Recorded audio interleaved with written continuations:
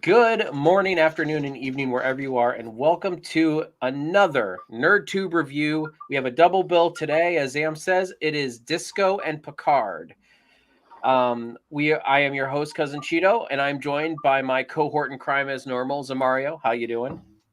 Oh, I'm fine, thank you, Captain. How are you? Make it so. Yeah, double bill. We getting so much Trek right now. I had to take off work in order to get it. No, I'm kidding. But yeah, Um, we're gonna start off by going into Picard because that's the hot topic button right now. Q is back, and me and Zam have kind of divided this up. Now we've both seen the episodes, but we have split the note taking between the two of us. So I drew the short straw and got Disco, which we can get to in a little bit. But Zam, lead us into Picard. Okay, so we ended on the cliffhanger. Oh, by the way, hello everyone. We ended on the cliffhanger of Q introducing himself, and he has changed things around, and that was how episode one ended. Now we delved into a little bit more. Q himself is a little bit fucked at the moment. Now I need to go straight into this particular theory I have, or I'm going to forget it during the course of this stream. So I'm going to go with it right now. I feel that the Borg have been trying to assimilate the Q. Yeah, that's one of their objectives. And so when Picard said, "Are you sick?" or "You are sick," he just made that assumption regarding Q. I think Q might have been on the verge of being assimilated by the Borg. And what we saw to a degree from episode one was the same Borg Queen we see in episode two, but she's got somehow Q powers to a degree in episode one. And this is all part of her master plan, which is why we see the Borg Queen smiling a little bit here and there when she becomes a flux capacitor in episode two. So I think there's something there. I haven't filled in all the gaps regarding it, but yeah, that's just my theory. If you get what I'm saying, But regarding this particular episode, it was thoroughly enjoyable. This is once again what Star Trek is supposed to be about, like being in fucked up scenarios and trying to get out of those fucked up scenarios. And this episode was the beginning of really a fucked up scenario. Seeing this alternate Earth, which very much felt like they were in the Terran universe for a start. Everything about this episode felt like Terran fucking universe, but no, we're not in the Terran universe, my son. We are in a moment in time that was changed in the past that has created this current universe. I mean, it must have been some serious moment in time to fucking change the whole world, into this fucking rabid race of human beings where it's all about might makes right. Earth has become a xenophobic planet when it comes to other aliens. They hate other aliens. It's all about human beings being numero uno. And we see Picard as a general in this particular time period, something that Q is conjured up, by the way. Why has he done it? That wasn't really made out to a degree. We were watching this a second time. I never really understood why he went down this road.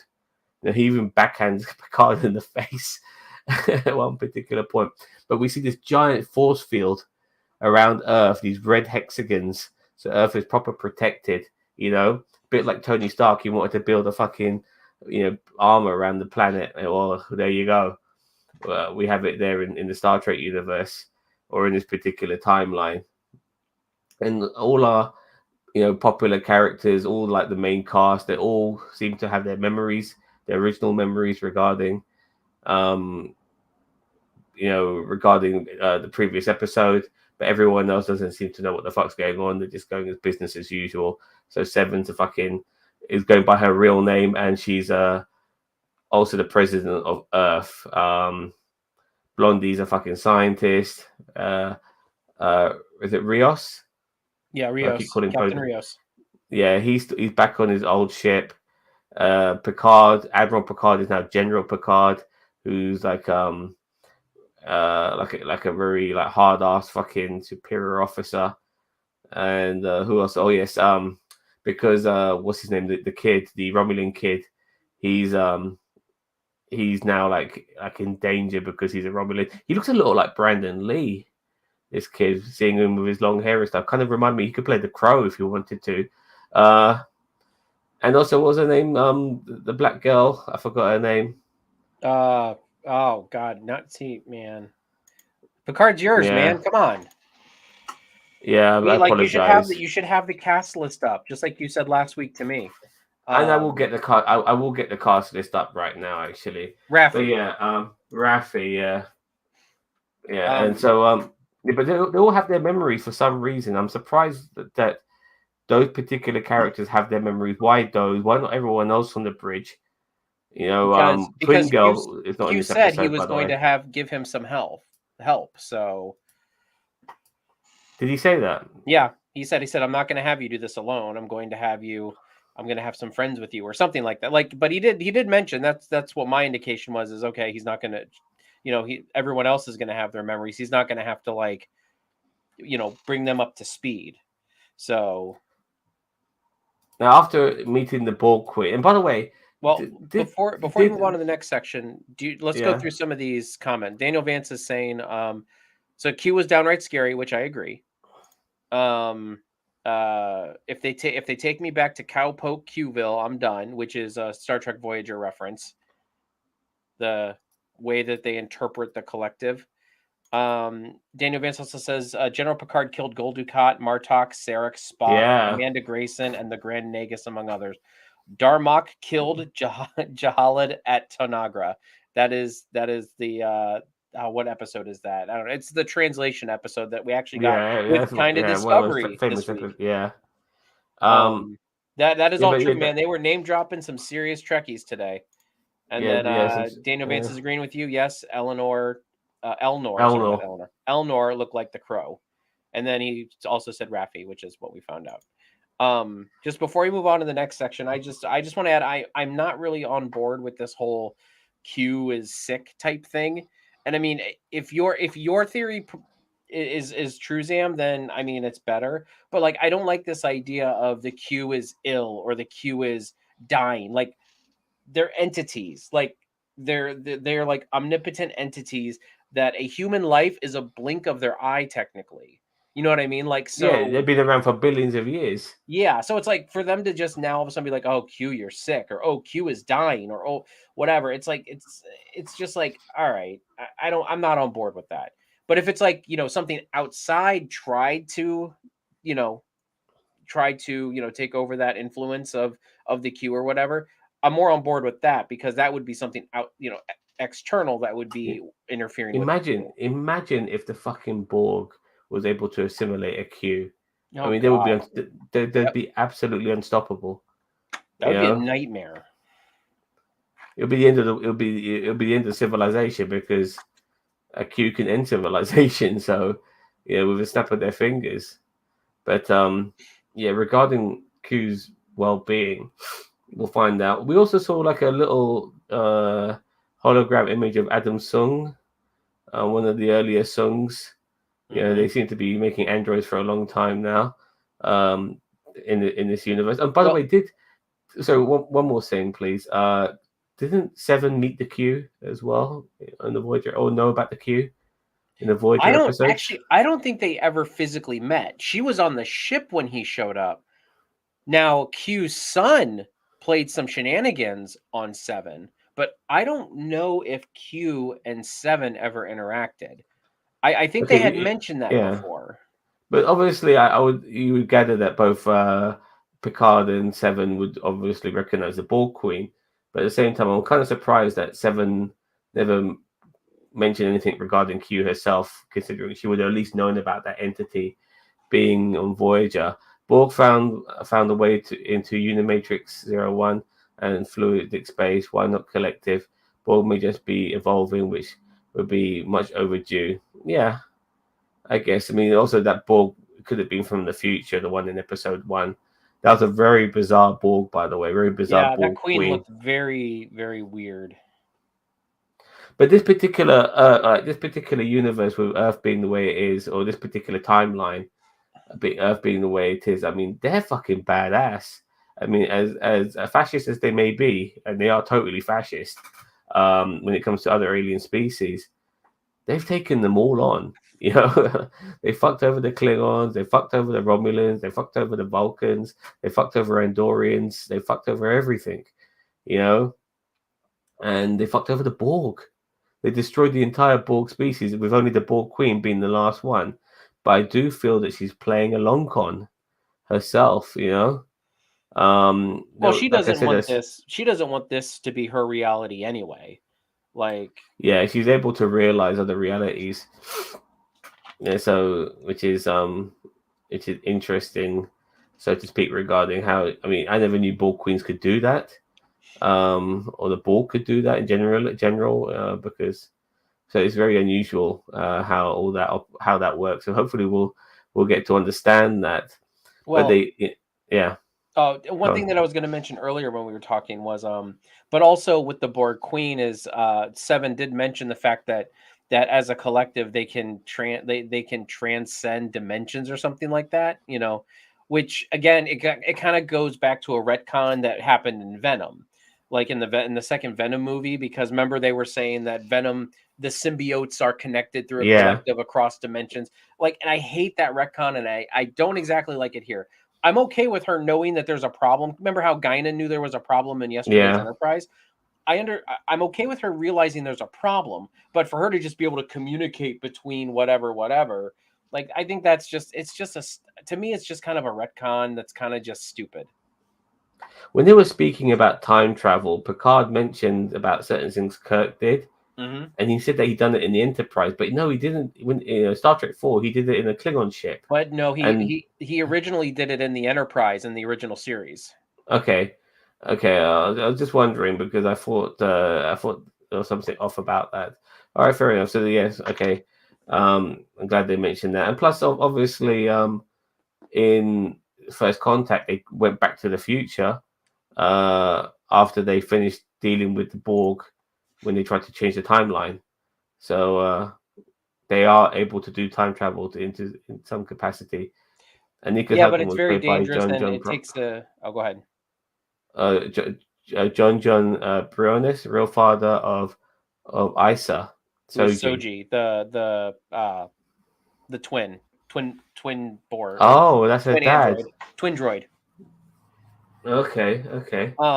But the thing about the slingshot maneuver is that, you know, here's the thing about the slingshot maneuver is that my feeling is that if Spock can, and Spock's great, don't get me wrong, but like if Spock can do it, then Seven should technically be able to do it, because I mean, at that point, almost any Vulcan should be able to do it, because Spock is a Vulcan. Like, he's not some super powerful Vulcan. Yes, he's a human Vulcan hybrid, so it gives him a little bit of leniency there. But it's like, I don't know why like they had Spock. Okay, we have a Seven. Like, what? Like, I don't understand why Seven We have cannot a make the we have a calculation. computer. Isn't that good enough? You know what I mean, you Yeah, know, I don't know if there's some kind of reasoning behind it, but I mean, and I get it, Spock's great, but like you're kind of making him like extra special by saying like, oh, no one can do it, you know, no computer can do it unless you're like Spock, and it's like, what? Like, why is Spock so special that he can do these calculations? Because of plot? Like, that can be an excuse yeah, back in the because of TOS that, dude. era, but I'm like, we've moved way past that. Like, they have a 7 of 9. 7 of 9 should be able, in my opinion, to make those calculations. You know, because she's a higher form of human, because of, and it seemed like she was still had her Borg processing power, you know, in this reality too. Now, if they made Yeah, well, like, mention of her saying that she can't do what she was doing before because she doesn't have her Borg implants and stuff like that, that I would be like, okay, that makes sense. But yeah, I agree. I did like the way, just to go back to Seven. I did like the way that when she realized that she didn't have her implants on her, she did like a self-diagnostic, mhm. and she was like writing with her lipstick, and then she's seeing if she still has smell, and then obviously she can still feel pain by burning herself on the candle and stuff like that. No, that was a very 7 of 9 moment. I really like that too. One thing I do like about this version, is Jerry Ryan's version of 7 and 9 in the Picard series, especially in season 2. Not so much in season 1. In season 1, she just felt like a totally different character to what she was in Voyager.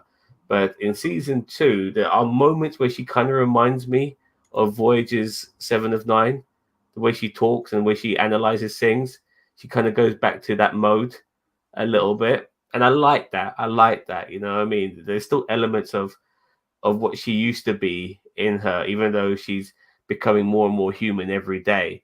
You know, so I do appreciate that because she'll always still be Borg, regardless of the fact that she's no longer part of the collective. So yeah, I very much appreciated that. And I like the fact that she was president. That was a good touch. Um, all of these guys were powerful powerful people, which is kind of surprising. Sorry, let me read this. When they mentioned the Confederation liaison as General Cisco, I was wondering if it's not Jake rather than Ben.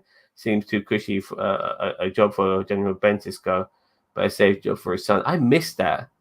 I Oh totally yeah, missed that. they said General Cisco. I assumed it was Ben Cisco, but Daniel Vance might be right. Maybe it's Jake Cisco. I mean, I would love for a cameo with Avery, just a quick cameo from Avery Brooks, kind of like in Nemesis with Janeway. You know, it doesn't have to be anything spectacular, but it would have been great to see like a cameo of Avery Yeah, but Brooks. he would have survived this timeline. He would have been in this timeline. Well, but remember, So, in the Mirror universe, Ben Cisco was a badass, also, so he can do it. well, yeah, Like, but this is not Mirror Universe. This is different no, timeline. no, no. I know. I'm just saying, like, but he has Yeah, I feel like he has the capability, though. and it would have been nice if they made reference the wormhole a little bit, like what they did with it, and how they went into the Alpha Quadrant and fucked everything up there. You know what I mean? It took so, but yeah, but they obviously know that going back in time is the key to resolving the situation, so they have to play Q's game, and it's weird in a way. Q says he wasn't doing a test. This was penance. You know, this wasn't a test. This particular rhyme. This was almost like his verdict on what should be, or in a way like this is what you deserve. I don't know. It's kind of weird, but he never like even though he put Picard in a terrible world, he did put him in a good position. You know, he wasn't like he wasn't like a rundown, you know, runt. He was a fucking general in charge of shit. So yeah, it's very unusual to see regarding why I still don't understand why fucking Q's done this, other than possibly him being part of the Ball Collective. But yeah, we'll see how I don't that think so. goes. I think it's more I said this last week. I really hope it's because Q is pissed because Picard did not let his like natural life you know follow through, and now that he's back, because he did mention in this episode about him having, because he said Gul Dukat was responsible for him having his synthetic body. Yeah. So he In this knows, particular and obviously universe, he would know he's Q, but at the same time, I kind of hope that it's like, because Daniel Vance is right, man. Q was kind of pissed and scary in this one. He was grumpy old man Q in this one, and that's yeah. not like Q. Like, he's normally just like the trickster. So He's it's quite like, yeah.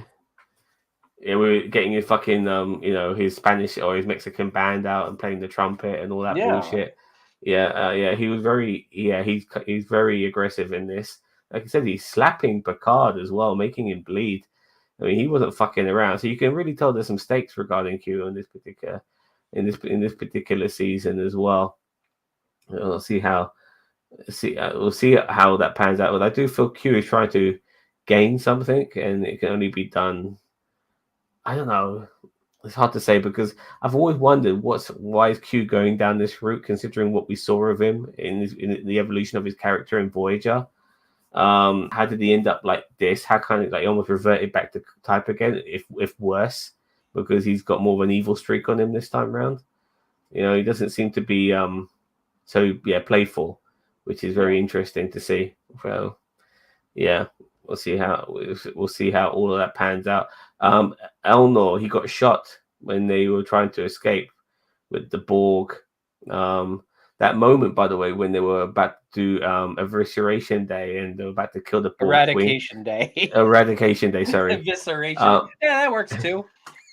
but did you notice that where they were doing it was the same place where he gave his speech in the first episode when you're talking to all those um Starfleet students, but the place had changed obviously Hmm. into this sort of like, you know, coliseum, like blood filled, like bloodlust of people cheering for the death of this Borg Queen. And obviously Picard's delay kind of like set off the alarm bells. We'll see what happens next episode, but I do believe Elnor will be fixed just like that because we are in the future. Just fucking put a medical tricorder over it and bish bash bosh. Bob's your father's brother. He'll be back on his feet again. You know, so I feel that'll be fine. But regarding everyone else, I don't know how they're going to do this. Will Seven and Nine's husband think that she's been kidnapped? Because so far the only person who comes across as a traitor is Picard. Well, but once they get on the ship, they see everybody who's on there. So I mean, they may think that Seven maybe was kidnapped, but I'm pretty sure they're gonna. I don't know. I think Seven's gonna realize the jig is up, and she's just gonna try to help, get him out of there. So yeah, it's interesting to see how all that pans out. But yeah, they're going to be going back in time now. They have to go back to the year 2024, 2 years from now. So apparently that's what they have to do. I love the way they plugged in the fucking Borg Queen, like I said, like a flux capacitor, because she's going to help them go back in time. Because she did say she would help them. If this is dangerous, though, bringing back a Borg Queen in the year 2024 is bad enough. Having Earth like another version of the Terran universe, but to bring back a Borg Queen back to that period is probably even more dangerous. So see how all that pans out as well. So what do you think is going to happen next episode?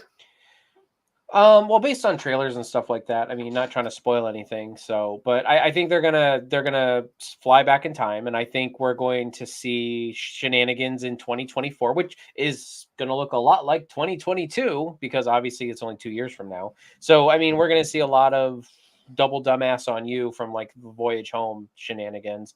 Yeah, but they swear now in this one. They said shit or bullshit. They said bullshit and shit and maybe shit 3 times or overall like 2 or 3 times in this episode. For me, it's the evolution of television. I mean, truth be told, like I don't want them just like going all out and dropping F-bombs, but like like the only reason why Star Trek actually didn't have any more swearing in it was because TV regulations back in the 80s and 90s. Like I know that they want to say, oh, the human race has evolved beyond swearing, and it's like, yeah, that's a bit much to believe, even for Star Trek period. Like even if it was something that people did in private and not like on the bridge or whatever, obviously, because you don't go around doing that at work normally. So I'm happy with like a period where the human beings evolved and then they kind of evolved again and they were swearing again. yeah. I'm totally fine with that. And I've always said that the moment they brought back that doctor from Voyage Home, that her influence kind of changed the timeline to a degree and made everyone start swearing. So that's how I look at it too. Okay. Just Daniel Vance has a couple comments here. I feel like the Elorians will be involved. Q and Guinan. The Elorians are Guinan species. Q and Guinan still need to meet. Guinan will remember the changes in the timeline. This is correct. Eugenics war would be in full swing in 2024, which is also correct. If this is, see, that's another thing. What the fuck is the eugenics war again? Please, the cons people. I thought that was in the 90s. I'll say it did, but all this bollocks, man. I hate all this. I hate all this future history. Well, that's what I'm saying. Like, we're past the point of the eugenics war because, as Daniel Vance says here, it says it ended in 1996, so it should be a very different world, and that's true. It could be a very different world. I just feel like it's going to be like Star Trek 4, where it's like they're walking around the streets of LA and it looks like today. I don't feel like that they're gonna. I mean, maybe they'll make reference to the eugenics war, but the problem is that when you set future events in motion, like when you say, hey, a war ended in 1996, and then 1996 comes and goes, anything you try to do around that point has to reflect it. So I don't think they're going to mention the eugenics wars because, back in the 60s, like they thought the 90s were going to be a lot different, so we'll see what happens. It's a paradox of whether the show changes reality or reality changes a show. It just depends on what which way they decide to go. I wouldn't mind if they went back to a version of 2024 after the eugenics wars. I wouldn't mind that at all, but you know, I don't know. But it would be a very different world. Yeah, I mean, I'm not a fan of all when they try to do future history, like they did it in DS9, and I'm not necessarily a fan of that. But Yeah, eventually, we the episode with Gabriel Bell and the what is it, the riots and all those other things. yeah, And I think yeah. has that time come and passed yet? I can't remember I when the can't big. remember, but there are. I'll be honest with you. There are some resemblances, other than the fact of how that world looks to today, because it doesn't look anything like our world. But there are some similarities. I'll be honest with you. So, but yeah, they've gone back in time now, so we're out of this particular time period. They're going to try and resolve the timeline. Whether that resolves anything after that, we'll see. But we are still. Oh, the Bell riots took place in September of 2024. So I wonder if they're going to be referencing the Bell riots in this. Well, we'll see. I'm just saying, like I wouldn't mind spending another episode in this particular timeline, but at the same time, it's good to see that things are moving on. Like, okay, we've been in this timeline now for this particular episode onto the past, where we can see how that particular timeline could have been, and we're going to see if Picard is going to be able to stop it, like Marty McFly. And it is early days, though. I mean, how many episodes are we getting? 10? I think it's 8. I think it's Eight's the good same as enough. last season. I think it's 8. Eight for me is the perfect amount. So yeah. Well, and here's my other yeah. thing is I really like I like the fact that Q just didn't send them back in time. Like Q's just like, here's where you're at. Now you guys have to figure out how to get back in time. And that's what I love of them trying to do the slingshot. No, you're right. It's 10 episodes. I love how they're going to use like the slingshot maneuver to go back, because Q's like, well, you got to figure out how to get back and, and fix this. Sorry. General Picard's Android Harvey is most likely a reference to Harvey Hart, who directed Mud's Women. Okay. An encyclopedia of knowledge. Daniel Vance, why aren't you on this show? I mean, yeah, you could tell us all this shit. Yeah, but yeah, there's a couple of things now they have to deal with. Like, we have to deal with this alternative timeline. We have to deal with the Q, and we have to deal with this Borg coming on the ship in the first episode and making Picard decide to self-destruct it. I do feel that we're going to get an episode like the 3 dots on fucking on Riker's shirt, which made Data change his mind regarding what particular motive to choose when it came to that time loop episode. And I do feel that we're going to get to a situation where Picard is not going to blow up the ship, but he's going to let fucking the Borg Queen do her thing, possibly. We'll see how that pans out. I mean, there's something there. There's a lot of already. There's certain things that have certain what's the word, threads that have been laid to us, which hasn't been closed. So we'll see how all that pans out regarding the Borg Queen, regarding Q, regarding timelines, all of this shit, and why the fuck Q's doing all of this. What the fuck's it got to do with Picard? My man was just trying to get grapes and bang this fucking Romulan MILF, and now he's fucking having to deal with timeline. Romulan MILF was trying to bang Picard. Well, she's dead in this timeline, so yeah, she is. You're right. Yeah. So yeah, we'll see how things pan out in the future, or in this case, the past. But yeah, that was episode 2 of Picard season 2, and yeah, very, very good stuff. Picard season 2 already has surpassed, the 2 episodes in has already surpassed everything about Picard season 1. This is what it means to be Star Trek. Enjoyable episodes with shit going on, shenanigans galore, them in the situation and having to deal with it. We got our gang now and everything. So yeah, it's like they make things, they're not making things too convoluted like they did with Disco season 1 and with Picard season 1. They're getting at the convolution and they're making things Star Trek, and I love it. I fucking love it. So yeah, bring on episode 3. I can't wait. Yep, Picard season 1 done. Sorry, season 2, episode 2 done. Gotcha. Hold on. Got a comment incoming from Daniel Vance. I saw it on my other screen before this one. It would have been interesting to see Picard take a call from his dead nephew, who is just pure evil. The duality and what Picard would feel. That's true. See, they do have an opportunity here for a lot of that. And I mean, I don't want. You're right. It would be awesome, but at the same time, I think they spent the perfect amount of time setting up what this universe is. Like I we don't need, like, if we're not, I don't feel like we're spending the entire season in this universe. Obviously, maybe like an episode or two, but that it's a good idea and it might have been fun for like a quick brief thing, but also it would have made the episode seem like it was dragging a little bit more. But who knows? I mean, I'm just dumb. I would have liked to see Guinan in this episode. Obviously, we can't go back in time now with Guinan, because Whoopi Goldberg, they've done the back in time thing with Guinan in the past, and Whoopi Goldberg obviously looked younger then, so they can't have an old version of Whoopi Goldberg in the past either. That would make no sense. I mean, they could de-age her. I mean, yeah, but they're gonna have to de-slim her as well. You know what I mean? Which is going to be even harder because Whoopi Goldberg has like padded herself out a bit, but Just put her in baggy clothes. It'll be fine.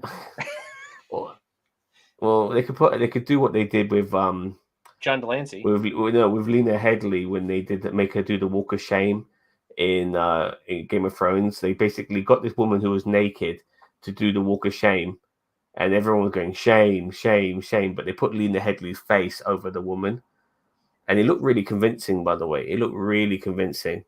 So Lena Headey wasn't walking naked down the streets. It was another woman doing it, but they put the face of Lena Headey over the woman's face. It was a very convincing job. But they could do something like that with Whoopi Goldberg. But I wouldn't mind her being in episode 2 and knowing it's an alternative timeline and pulling that rabbit out the hat again, for a bit of fan service. They could have done that, but nope, they didn't. Anyway, it's on to Disco. All right, Discovery. Oh, sorry, one more thing. 8 out of 10 this episode. Excellent stuff. I thoroughly enjoyed it. I was going to put it 9 out of 10. So, yeah, definitely. I mean, you are correct. It is definitely already leagues ahead of the first season of Picard. I didn't mind the first season of Picard that much. I didn't hate it as much as a lot of people did, but I also didn't think it was that bad either. Okay, so let's move on to Disco. And actually, Daniel Vance has a comment already on the Disco. He says, Jet Reno is from the Mirror Universe. Nobody likes black licorice. It is evil flavor given form. So apparently... Yeah, I hate black licorice. I hate licorice. I thought that was an odd request when she did it, but she really only got it because of its properties and what it can do for whatever she's trying to do. But anyway, moving on to Star Trek Discovery, Season 4, Episode 12. Oh crap! I don't have the name of this episode written down. I should have wrote it down. It's called 10C. I think it's called 10C, right? Yeah. So we start off the episode with all eyeballs on the hyperfield of 10C. It just looks like this big black egg in space, humongous, and they give us some kind of dimensions of it, which it's 1.5 astrometrical units, which is from basically the sun to Mars. And then bloody hell, huh? I never knew it was that. I never knew. I mean, I never knew it was that big. That's big. Yeah, that's big. Yeah.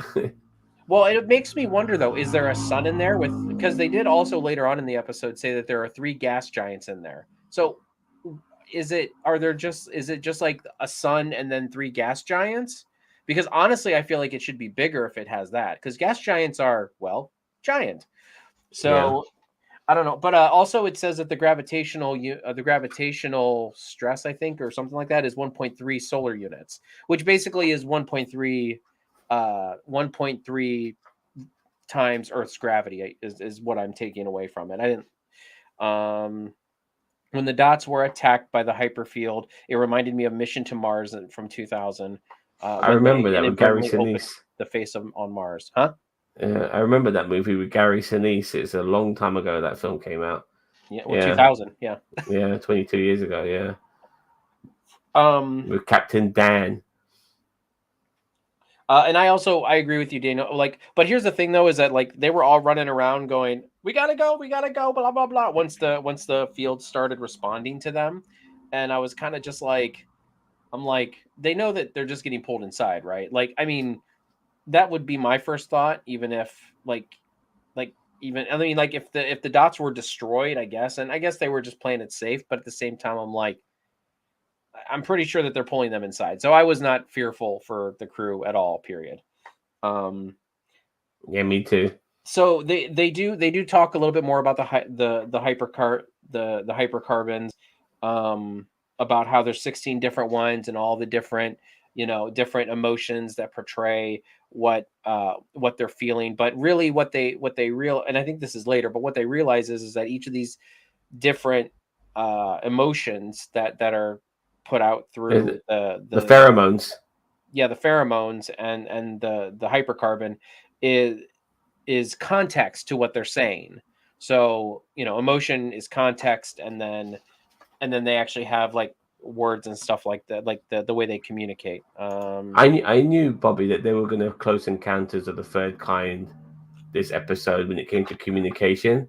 Instead of like da da da da da, instead of that, they just use pheromones instead. But it kind of feels like the same ballpark, if you know what I mean.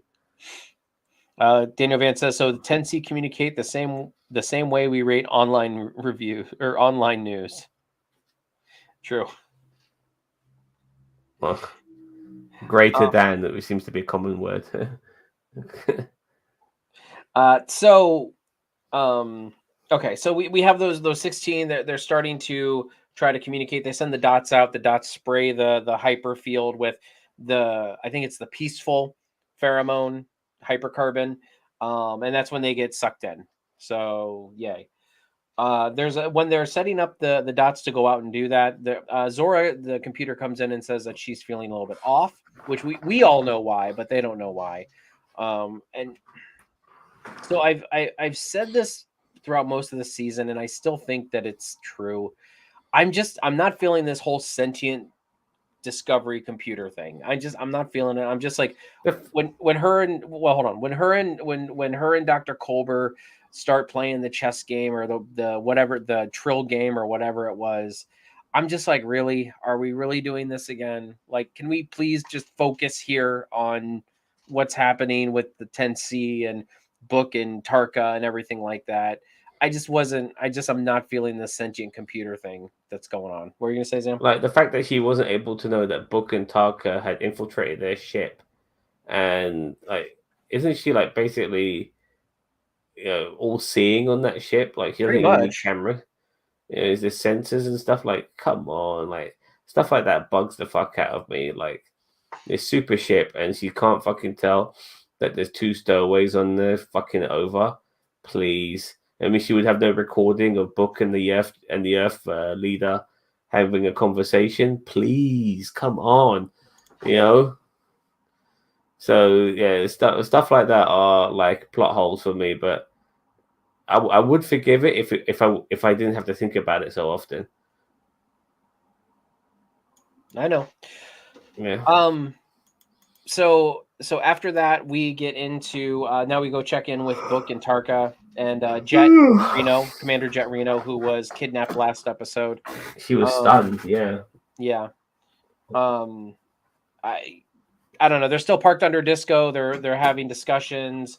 Jet's kind of like looking into, like, kind of absorbing all the information she's getting between them talking and everything. And honestly, I'm not gonna lie, I really like I got it. oh, too late. I already did it. Okay. I really like the attention that they're giving Jet right now. Unfortunately, I am of the camp thinking that she is going to die at the end of this season. I think that's how they're going to write her off. I think that honestly, I think they might get Book off his ship, or Jet's going to somehow, some way, sacrifice herself to save 10C or whatever.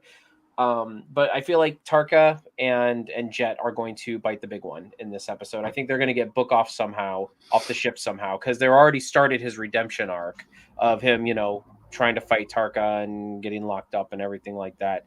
And we all know that the actress who plays Jet is dealing with health issues. So I'm glad that they're giving her this character moment, but I really feel like they are going to kill her off at the end of. That is funny. At the end of, I feel That like is Dr. funny. Culber is going to become an emotional hydrocarbon junkie under the guise of it using medicinal. Yeah, right. I need give me some of that 10C, motherfucker. Give me that 10C. I need that 10C. Yeah, exactly. So with obviously with the real life medical conditions of Tig Renento, Tig Notaro, her real life, she's got cancer, hasn't she? yes. So with her real life medical conditions, I think that it would be a good way of writing her off before she gets any worse in And I real mean, life. she makes the sacrifice at the end of a season, and they do it in a big way. I'm okay with that. Like, people die, like in the shows. I mean, people die, like, and Discovery did a good job last season in not killing like a bunch of people off like they do in the previous couple seasons. So, and I mean, if it's for a real life reason, I'm okay with it, because you can tell she's struggling because she did a lot of sitting in this episode. Like, and I don't expect her to do more than that. Well, that's what I'm saying. Like, and I'm just hopeful that they find a good Leaning and way. sitting. Yeah, she's Yeah, always and she's up against something. Yeah. yeah. So like, I'm glad that they are giving her this character shine and giving her an opportunity to go out of the show as, like, as a boss. As a hero, yeah. One thing I did like about this episode regarding Chet was, I mean, look, no one denies that she's not a good person, but she comes across as a bit smarky, a bit sarcastic, not sassy, but sarcastic and a bit dry. But she showed a lot of character in this episode today. I mean, we found out. I don't know. I think we might have known this before, but I mean, she had a wife. Yeah, she had a wife, but no, but the way she spoke to Book, basically saying, Yeah. look, don't let your losses end up blinding you from what on doing the right thing. But you feel you need to you feel that because you've lost something, you feel that you have to go out of your way to fix something, which is not necessarily the case. And she obviously explained regarding somebody who died in her care because it kind of reminded her of a wife. And yeah, fair enough. And then obviously the way she spoke to Book about other things as well. It really showed a different side to Jet that I haven't seen at all. She's been with us for 2 seasons now. So yeah. Almost 3, because she came in season 2, didn't she? Yeah, she came in season 2, so she's been with us for 2 seasons. Almost 3, like almost 3 seasons. Yeah. I guess, but I do feel that she's gonna, because she mentioned at the end of this episode, like, you have to fucking destroy Book ship, no matter what, no matter the cost, and that's what made me think. Yeah, like, they're either going to kill all 3 of them on that ship, or Jet and Tarka are going to be on that ship, and they're going to somehow get Book off. Like, and I think Tarka. I'm sorry, like, I know he had that little that episode where they kind of went back and showed why. I feel like he needs to die at this point. Like, they just can't. Yeah, even though we understand his motives, it's blinded him from what's right and wrong. Yeah, and he's become like a liability, mm-hmm. and he needs to fucking die at this point. I wouldn't miss him if he's dead, but yeah, I do feel next episode he's a goner. Well, but yeah, whatever, even if he does, even if he doesn't die, he somehow survives, and it just ends up being Jet dying, whatever. I don't think it's going to be good time for Tarka. I think he's going to be reprimanded and fucking. Oh yeah, he's probably going to go to penal colony or whatever. I mean, whatever and they make do it a friend. Century. It's basically going to be life repeating itself. Like, he ends up trying to get out. He ends up getting out of jail just to make himself go back to jail again. By the people who saved him. Book will die, but the necklace with his genetics will make it its way to Michael. She'll have a kid with his genetics, not him. That's a bit unusual. I mean, but it could happen. I want Book to live. I mean, I don't. I like the idea of the captain having a relationship. This is very different. But we never really see that. No, we saw it in DS9. Oh, with his son. No, with what's her face? God, why can't I remember her name now? He got married. Cisco got married by the end of the series. Oh, by the end of but that's the end of the series. I'm talking like predominantly like through like a big part of the show. It'd be good to see the captain be Dude, in a like relationship. she came around in like season 3 or 4. Like she was there for more than half of the series. Yeah, I guess. I guess that she wasn't very prominent. Like she was very in and out, and I it's mean, not like it well, wasn't. you are correct. She was in and out just because It wasn't like Miles O'Brien's she was a wife, where you traitor. kind of, where you knew that Miles O'Brien was in a proper relationship, but he wasn't a captain, was he? You know, so it's like it's little things like that. It'd be just nice to see a more defined relationship on screen. That I just feel like it hasn't really been done properly. With no real shenanigans. Obviously, the shenanigans this season, but maybe that could be something they can learn from in future episodes and future seasons. They still need to explain the kid in Calypso that looks like a book. That looks a lot like book. What kid? The Calypso's a Star Trek short. I actually haven't watched it in a long time, but it was basically showing Discovery in the future. But they've already retconned that by them going into the future because it takes place. If in order for Calypso to actually happen, they have to go back in time, and then there's something I don't remember. It's a whole thing, and it's a whole like plot hole right now in the Star Trek universe. It's best to ignore it. I was kind of surprised that the captain wanted both. Sorry, that the president wanted both captains. She should have kept one captain back. She should have kept Michael Burnham back. That's what I'm like. I think that's why I feel okay. So that this goes back, and I was going to try not to say this, but goes back to the Michael Burnham show. I feel like that they should have taken Saru, not Burnham. Like Look, I agree, but I've accepted that this is the Michael Burnham show, and everyone else is there to shine alongside Michael Burnham and shine on their own. That's how it is. It is her show, and that's how I see it now. yeah. But Well, hold on. You're jumping ahead of me though here. So let me keep going on my notes. So Tarka. So okay. So we're Jet's talking to Book a lot, and Tarka figures out a way out of the bubble thing that they're in. And we find out that actually Book is Cleveland Booker the Fifth, because that's not his actual original name. The fourth. Fifth. He's the fifth. He said he took the name from the fourth. Okay. So you watched it twice, so I'll take your word for it. I watched it twice too. So. No, you watched it twice. I thought you said yeah. No, it was because remember later on he says, "Hey, Book the Fifth." So, okay. I thought it was the fourth. That's why. Yeah, so we get a little bit more character background on Book as well, which is actually kind of interesting. Now we have a mystery as like, what's Book's original name? So but Book the Fifth is the one. He took on that name, and I don't know. There's a lot there, so I feel like there's a little bit more there. Hold on. Dana Vince says I kind of expected Saru's ability to read death to come into play, and him learning how to read other emotions as well. I mean, we really didn't see too much emotion on. Are you talking about in the season overall, or are you talking about just in this episode? Because I really didn't feel like there was that much of an opportunity, except at the end. I'll tell you who should have been on that ship as well. It should have been Culber. He should have been there too, considering he was the one who kind of understood the biology of these aliens, so to speak, and so his expertise would have been needed, being a doctor in that particular sense. Plus, if they needed the fucking doctor at the time, that would have come in handy too. So he should have been part of that crew as well. But yeah, they went on the ship.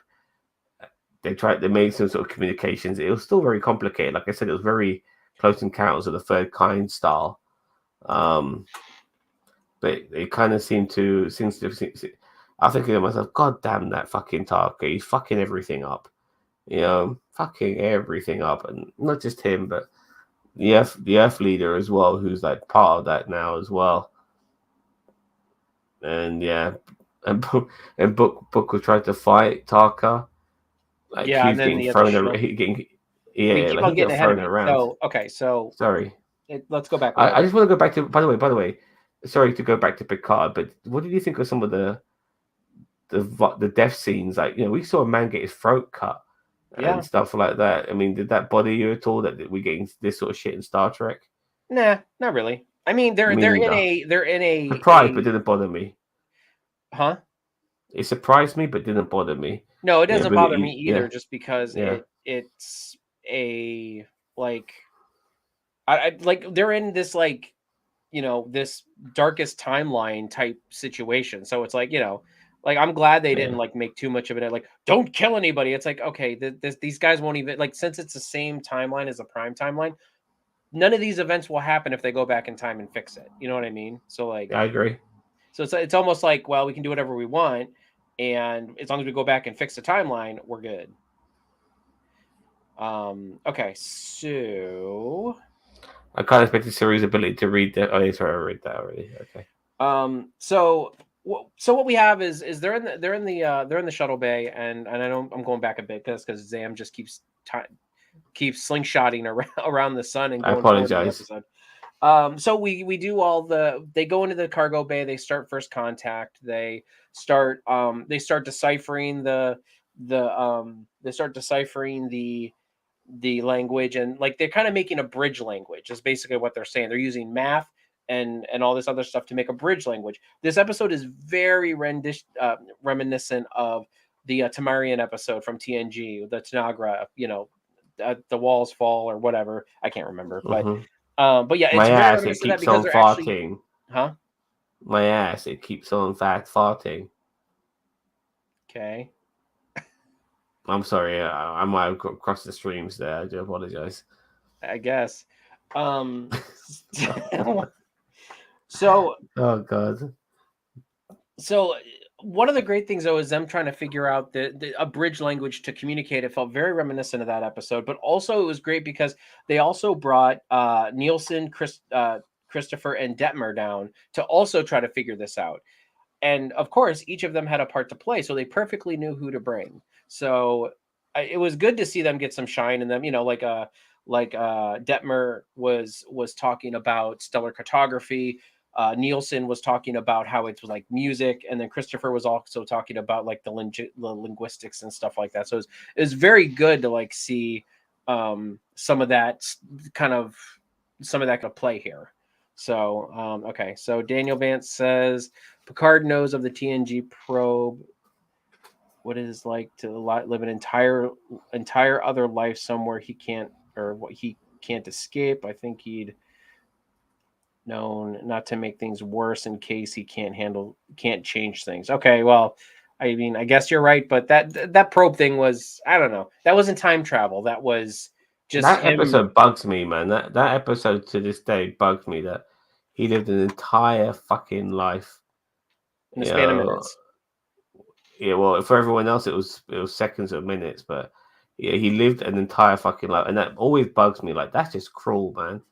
You I know what I mean, same mean? thing happened to O'Brien. He lived 20 years in a prison when it was only 10, what they say, 10 minutes, an hour or No, he was something. given he was given the memories or like No, or no, the no. I'm talking emotions of about, no, you're talking about the TNG episode. I'm talking about the the DS9. DS, Yeah, yeah, I'm DS9. talking about the DS. Yeah, I'm talking about DS9 as well. No, he Brian, actually he wasn't given the he did memories of somebody else. He actually he didn't live 20 years. he lived 20 years in a prison in his mind, and then he In his came out mind, of it. yeah, yeah. In his mind, he lived 20 years, but he never actually lived 20 years. No, no, no. Yeah, you're He right. thought he He did. never lived the 20 years, but like Yeah, he felt every 20 years. So yeah. it's the same premise. Just Picard's was more of, hey, we're superimposing Picard on this person who actually lived in the past, whereas O'Brien was actually living like a 20 years in his mind of himself. Okay, so anyway, they break down, they do all the Trekkie mumbo jumbo wumbo. They figure out how to translate and decipher the language and how to respond. Then they Iron Man their answer together, and then they send a response. And then the 10C come back and they start opening dialogue again. They send the little silver bullet in that forms a door. And so it's basically saying, "Come on in. The water's fine." They read that it has an atmosphere and everything inside of there. And They so replicate the Discovery Bridge, yeah, and don't they they? replicated the Discovery Bridge.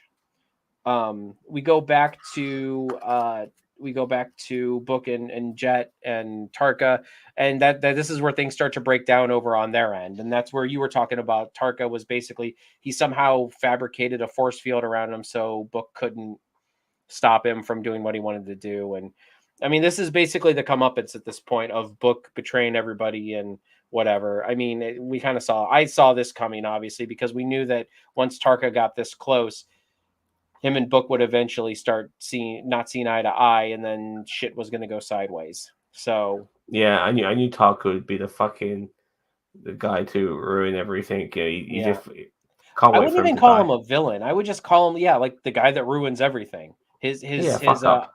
Yeah, his ISA Emotional is fuck up. isolinear bomb or whatever messed up they were trying to stop him from doing that, and then he screwed things up even more with that. Now he's in the thing, and they did screwing things up even more in the bubble, so, and actually in the hyperfield. um so so while they're on this while they're on this fabricated bridge of discovery with the atmosphere, you have the president, you have the Vulcan president, or you have the Federation president, the Vulcan president, the Navarre president, Burnham and Saru, and they have a fabricated device. And what they do is, basically, they decipher that the 10C have a question. They're why did you send this device to our anomaly, or whatever it's called, our mining machine. And so they're transmitting back and forth, and then as they're trying to do that, uh Tarka initiates his protocol to get out of the bubble, where basically he vents plasma from the warp nacelles, ignites it, and then hits it. And since all of their engines and stuff are shut down, he uses a tractor beam set in reverse to push himself out of the bubble. And then, so now I don't know how he's using engines. Maybe it's because when they're in the bubble they can't, and then once he gets out he can use his engines. But then all shit goes haywire. The 10C send them back. They get like really red, and the president's even like, "Wow, this is new." And then sends them back, and then we get the spinny camera angle where they know that uh, they know that shit's going down with Bookship, um, because once they find Jet's communicator, and they realize she's not on board, that's when all this stuff goes down. Like everything just fits right into place, the right place at the wrong time. Yeah, Dira Um, finds that device in the panels and stuff, and yep. And then Zora's like, "Oh, that's what's off." Like, yeah, no shit, Sherlock. Um, yeah, for a sentient being, you don't even know what the fuck's going on in your own internals. You know well, what I I mean? It's mean just weird. that's kind of indicative of being a sentient being. I mean, we don't know what's going on in our bodies most times. Um, Yeah, but but I feel it. Yeah, no, I agree. But she's got eyes in her body. You know what I yeah, mean? that's true. So so with all that going down, and Jet is able to send a signal out using the black licorice, as we mentioned earlier, to send a message of discovery, That's basically some saying, "Look, amazing black licorice, man. black licorice is amazing. I mean, it tastes terrible, but it's like the MacGyver of the candy world, I guess." They love it Um, in Iceland, by the way. I've never known a demographic of people to like that shit. They love licorice in Iceland. huh. Anyway, just fun fact. Well, yeah, fun fact for everybody. And so Jet sends a message basically saying, "Look, if Tarka is successful and he pulls the power source to the DMA out, not only will it destroy the hyperfield, Discovery, Bookship, and they may be able to escape, but then it'll leave a toxic waste dump." In her words, not ours, a toxic waste dump, which is like an anomaly that will also destroy Earth, but at least it gives them a month to figure out how to stop it. And they didn't say anything about how long it would take to hit Navarre, but I don't like the time constraints on this. Like, I get it; it's supposed to give tension. Like, oh no, we've got 6 hours, we've got 4 hours, we've got 3 hours. Like, at the same time, I'm like, they're not going to blow up Earth. If they do, they've got balls. And I don't think they're going to blow up Navarre because Romulus has already been destroyed in the Prime universe. and Vulcan was destroyed in the Kelvin universe. That's kind of treading on the same thing. But I mean, and honestly, go ahead. Yeah, I'll be honest with you. I wouldn't mind them blowing up Earth if they were able to pull that off. But then, you know, as the final episode, it would mean that it'd be one hell of a cliffhanger, and it would mean that the situation with 10C hasn't been resolved, and they would have to take it into the next season. It's gonna be interesting to see what happens. But they were making communication with 10C until Taka fucked it up. There is something there. I'm sure. We'll see how it pans out. The species doesn't seem to be evil; it just seems to be ignorant regarding other species. Yeah. For a sentient being that is moving through space and basically using it as a giant mining colony, the fact it doesn't realize that other species are around is kind of bizarre. They seem to be so advanced. But yeah, we'll see. We'll see what happens, I guess. Yeah.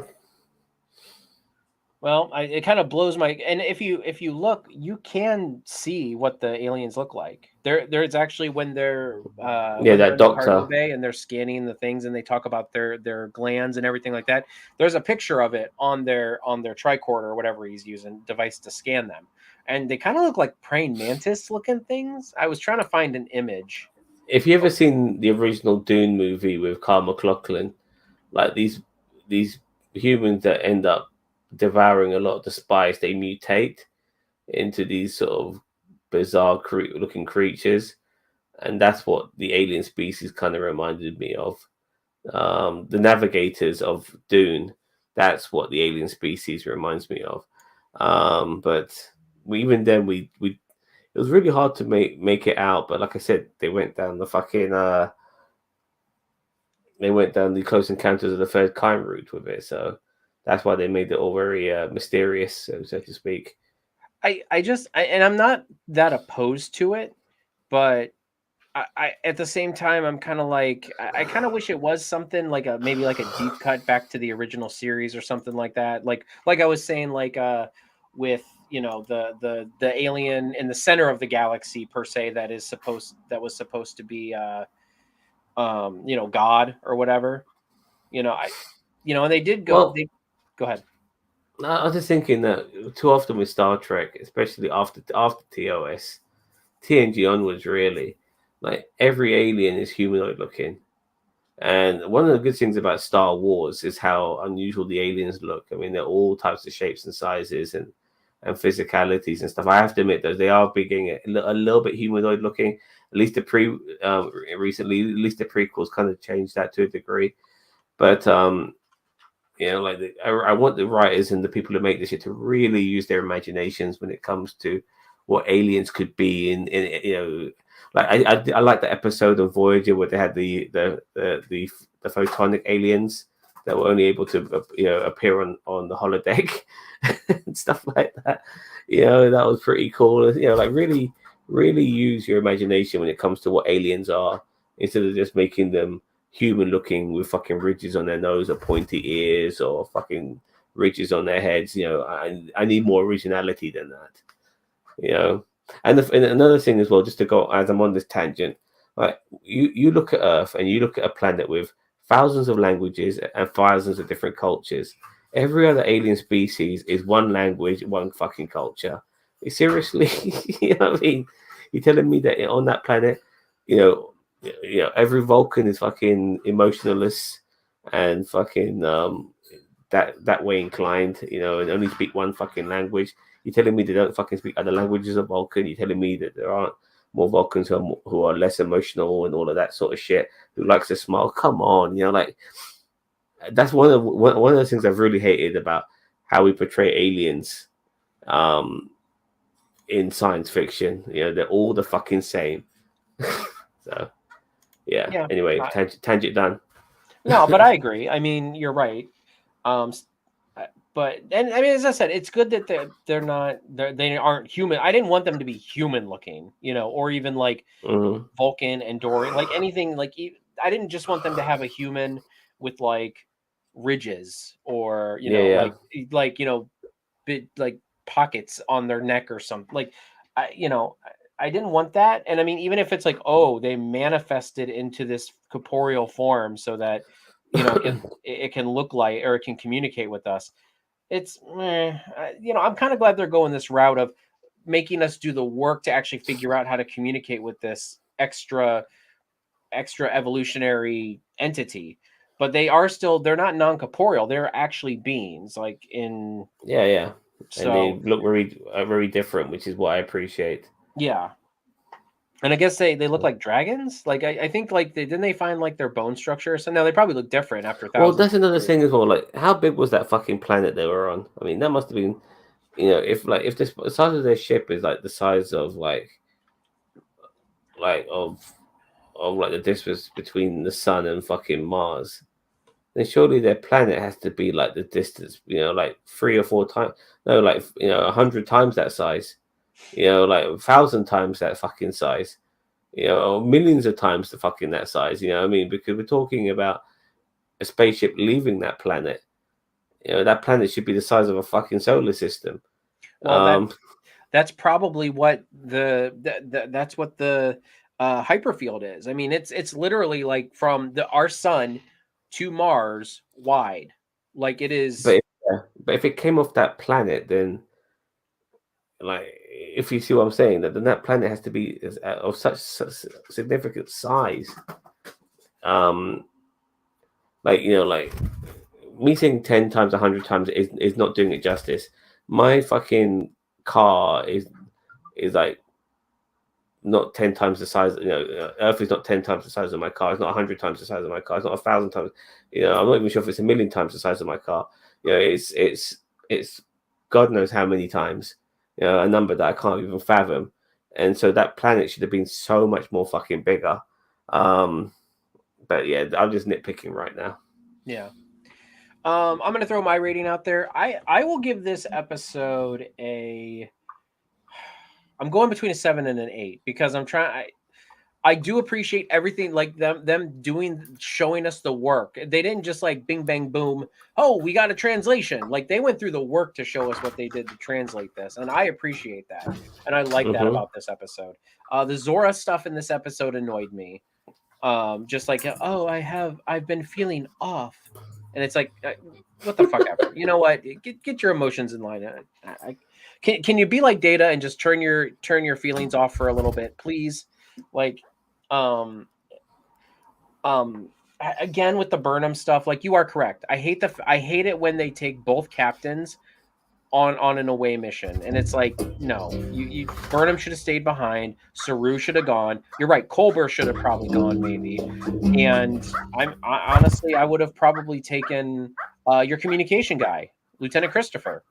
He's a communication guy, isn't he? Yeah. I'm pretty sure he is. So I would take him, like, and then take the Vulcan president and the president. Saru is more than capable of leading this away mission. He did most. I mean, I know that Burnham attributed to it, but I feel like Saru did a lot of the heavy lifting of translating a lot of this with the help of the translator guy, and I can't remember his name.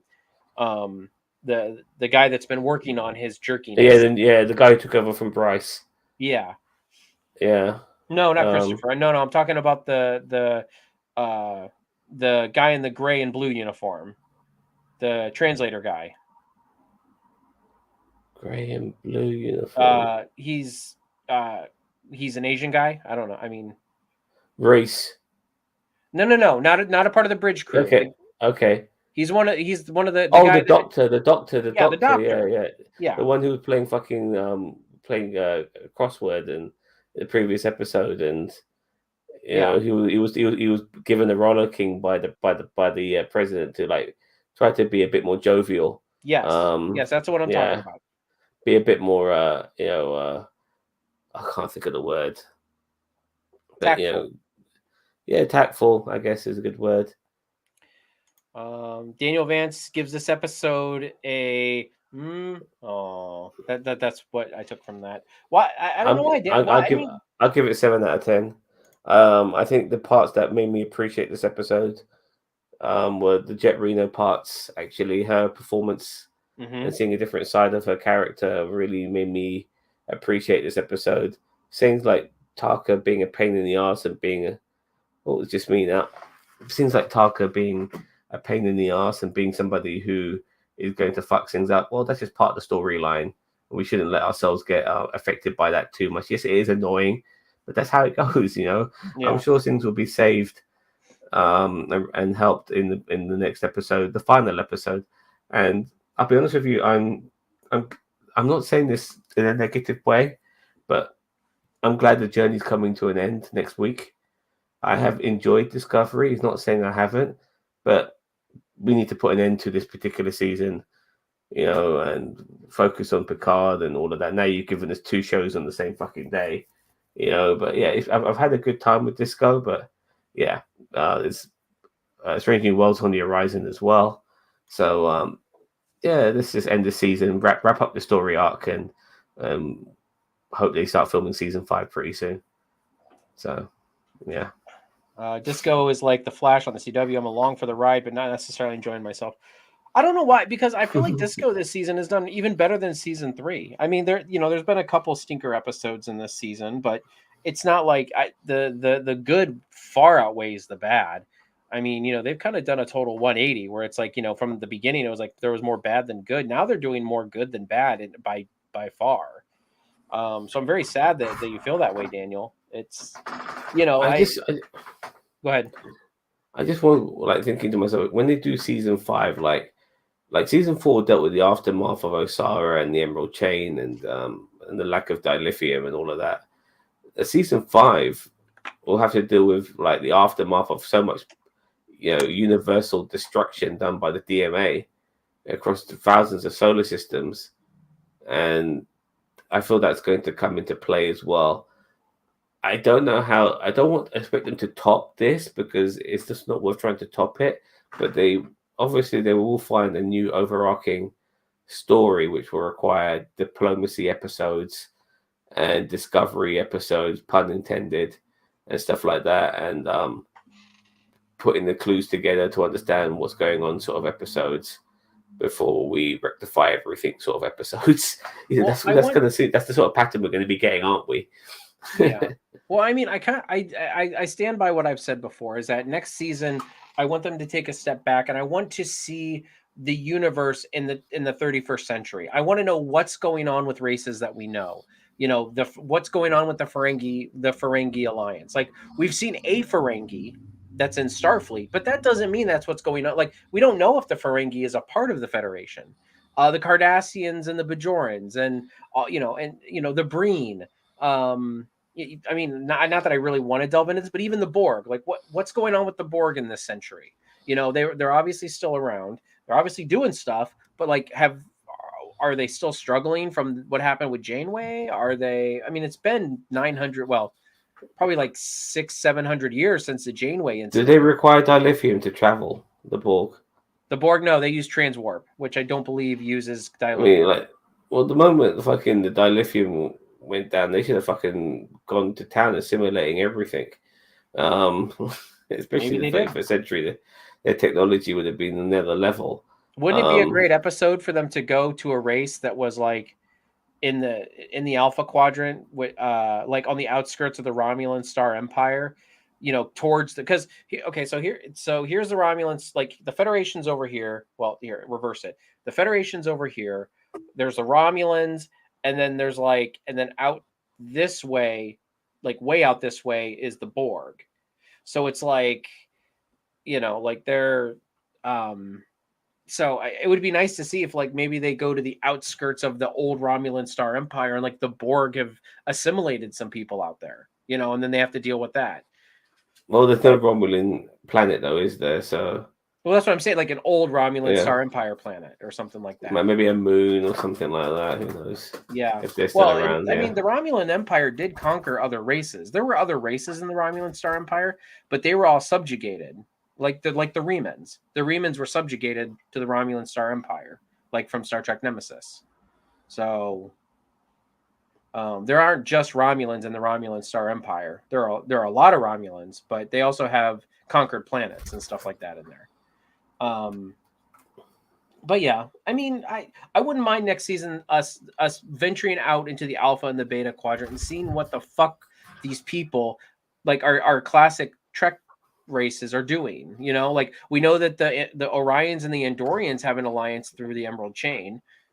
What happens there? Like, do the Orions join the Federation? Do the Andorians rejoin the Federation? Like, I'd like to see what goes on with these races that we know about. I mean, we haven't seen anything about the Beta Z. You know, I don't know if Well, they've meant. I think they got an opportunity this time around to do what they did with season one, but do it right. Like have this sort of this sort of galactic war going on between a couple of species, not necessarily Earth and the Klingons, but maybe or humans and Klingons, but maybe two other species, and we get the diplomacy side of Starfleet coming in, trying to resolve it, and it could take a season to resolve it to a degree, like understanding both sides and understanding people who are fucking it up on both sides, and all of that sort of stuff. Yeah, a bit like we had with the Andorians and the Romulans, sorry, and the Vulcans. Remember, in And the Enterprise, Tellarites. yes, but obviously having this time Starfleet being the sort of middlemen and playing a more prominent role like that during the course of a season. I mean, we'll see how that pans out, if that is able to pan out. But if once they hopefully they do resolve this DMA situation and these and species 10C, they'll be like the ultimate diplomats. I mean, the ultimate peacemakers, for season 5. So we'll see what happens there. But yeah, something along those lines, like a better version of the Klingon War they had in season 1. Just something, like to improve on that. A bit more grounded, because this is gone crazy now, man. This is like a next level, like sort of new alien species and stuff like that. I'm not up for that for next season. Next season, I want a bit more familiarity, all of that. That's the best way to go. That's the best way to go. I've enjoyed what they've given us this season, but let's not keep us in awe and wonder all the time. Let's get back to what we do know. Certain alien races we do know and interactions with them. That'll be a bit more fun. But I doubt we'll get that. I doubt we'll get that. They're gonna probably try and top it next season. Who knows? I can't fathom it, but let's see what happens. Okay. Yeah, I agree. That's kind of what I want for next season. Like Daniel Van says, I think we'll get our fill of planet jumping and Strange New Worlds. I agree with you, Daniel Vance, but at the same time, Strange New Worlds takes place in the era of the golden age of Starfleet. Like the when Starfleet is just, they're going world to world, they're discovering strange new worlds. I'm talking about like what does the Alpha and Beta quadrant look like in the 31st century? Like they're going to do planet jumping in strange new worlds, but they're going to be discovering new life, new civilizations, blah blah blah. I want Discovery to be like, hey, the Ferengi Alliance has reached out to us for the first time in 50 years, asking for help. Let's send Discovery, because and then they take that Ferengi captain with them to be like a liaison between them and the Ferengi, because we don't know if the Ferengi joined the Starfleet and like all that. So that's kind of what I want is like Strange New Worlds to give us planet jumping, but or planet jumping and exploring. I want Discovery to be like, this is what the 31st century of our universe, Star Trek universe, looks like. So anyway, yeah. All right, you ready to wrap this up, Zam? I'm just cleaning some shit off my chair. Okay. Well, I'll start wrapping it up. But yeah, I by the way, I do agree with everything you just said.